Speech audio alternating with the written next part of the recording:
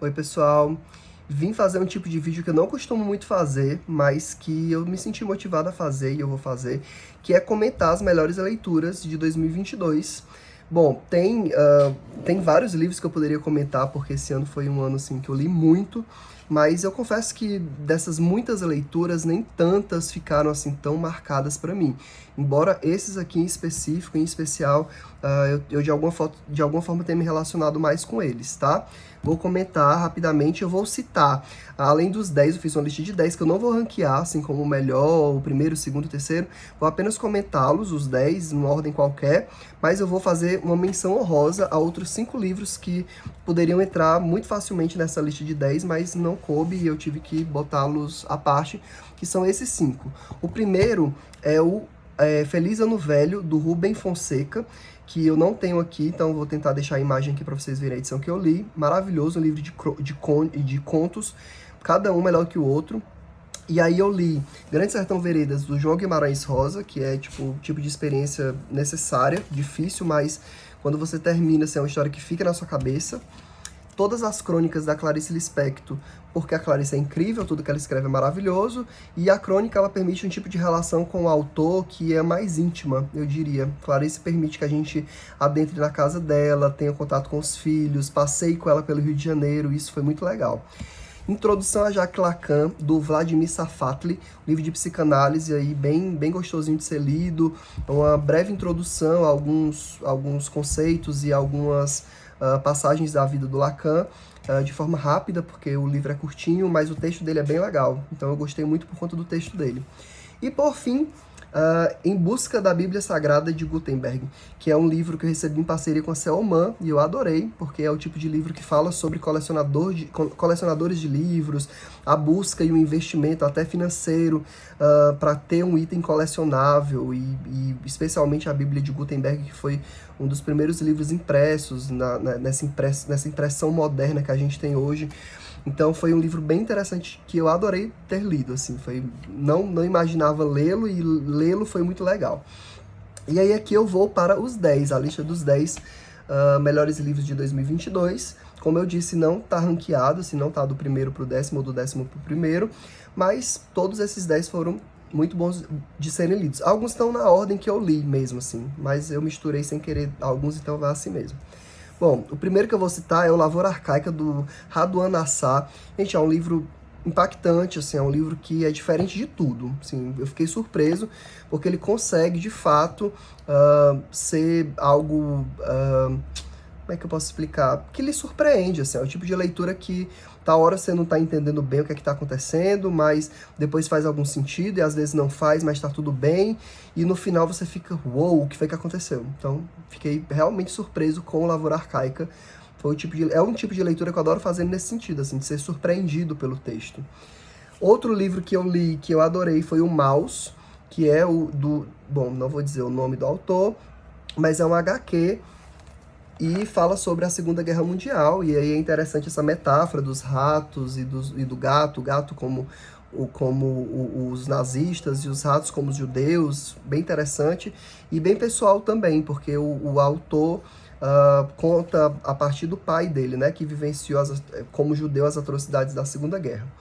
Depois eu li mais temática de judeu, Freud, um judeu sem Deus, Freud, Ateísmo e a Construção da Psicanálise, do Peter Gay, que eu gostei muito de ter lido. O Peter Gay é um biógrafo do Freud, tem uma biografia zona dele, mas aqui ele se limita a falar da questão da religiosidade, né? Assim, do Freud enquanto um judeu que não assume o judaísmo como religião, mas que também não nega suas origens judaicas.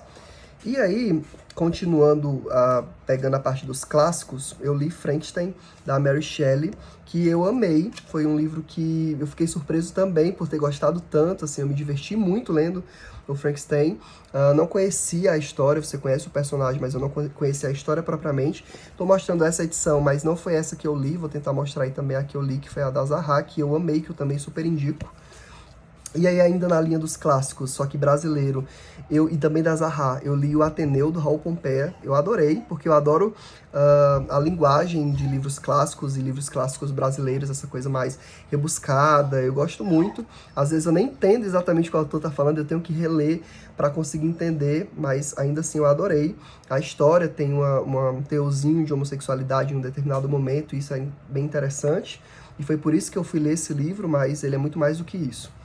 E aí eu li também brasileiro, Todo Dia à Mesma Noite, a história não contada da Boate Kiss, da Daniela Arbex, que foi um livro assim muito impactante, assim, logo no começo, ela cria uma imagem na sua cabeça que eu tive pesadelos, literalmente, eu sonhei com a cena que ela descreve, e passou muito tempo na minha cabeça, e essa história fica vindo, e eu acho que todo mundo deveria ler, porque é um livro que faz com que a nossa memória não se perca em relação a essas fatalidades e atrocidades que acontecem e que não deveriam acontecer, tá? O incêndio da Boate Kiss foi uma tragédia que podia ter sido evitada, e a gente precisa falar sobre isso.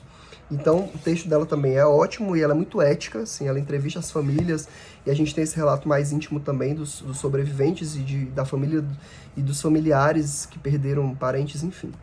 E aí, ainda brasileiro também, eu li O Vestido de Noiva, do Nelson Rodrigues, que foi uma releitura.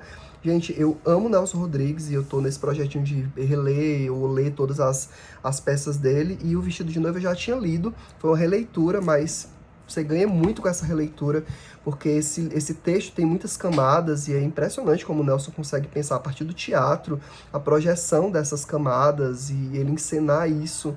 É realmente surpreendente, positivamente, assim, de uma forma admirável. Um dos melhores textos dele, sem dúvidas, e não à toa ele é bem consagrado. E aí, nono lugar, o nono livro que eu estou comentando, nono lugar não, mas o nono livro que eu comento é As Brumas de Avalon, da Marion Zimmer Bradley, que fala sobre as lendas arturianas, mas a partir de uma perspectiva das personagens femininas. Gente, eu amei demais esse livro, assim, eu li o primeiro e fiquei fascinado, e aí eu fiquei, assim, curioso para ler mais sobre as lendas arturianas, e eu vou atrás de alguns livros sobre a lenda do rei Arthur e sobre o Arthur e a Távola Redonda, e os Cavaleiros da Távola. Já estou, inclusive, li alguns esse ano, de 2022, e pretendo ler alguns em 2023 também. Então, super indicação, esse livro é maravilhoso. Por fim, vou comentar O Retrato de Dorian Gray, do Oscar Wilde. É um dos meus livros favoritos da vida. Foi uma releitura, eu já li esse livro umas 3 vezes em versões diferentes, em adaptações. E eu li nessa edição da Biblioteca Azul, que é incrível, tem vários textos complementares, muitas notas. Então é um texto que vale muito a pena ler, reler, e assim, talvez eu vá incluí-lo todas as vezes que eu fizer a lista de... Toda vida que eu ler, ele deve entrar na minha lista dos melhores do ano, porque é uma leitura que eu adoro fazer, e conforme você vai amadurecendo e tendo outras referências, o texto fica ainda mais interessante. E esse em especial, com os textos que ele traz, contando um pouco da história da publicação e do fim da vida do Oscar Wilde, melhora mais ainda. Então, super indico O Retrato de Dorian Gray. Então, essas foram as melhores leituras que eu fiz em 2022, lista dos 10, com essas 5 menções honrosas, mas, bom, são os 15 melhores livros que eu li em 2022, tinham outros que eu poderia colocar também, que eu adorei ler, mas senão a lista ficaria muito extensa, eu vou me limitar a esses. E é isso, depois compartilhem comigo o que é que vocês gostaram de ler em 2022, o que é que vocês leram, que eu li também, que vocês gostaram, enfim, qual foi a lista que vocês criaram aí a partir dos melhores livros, compartilhem comigo. E é isso, então até 2023 com a lista dos melhores lidos em 2023. É isso e até mais.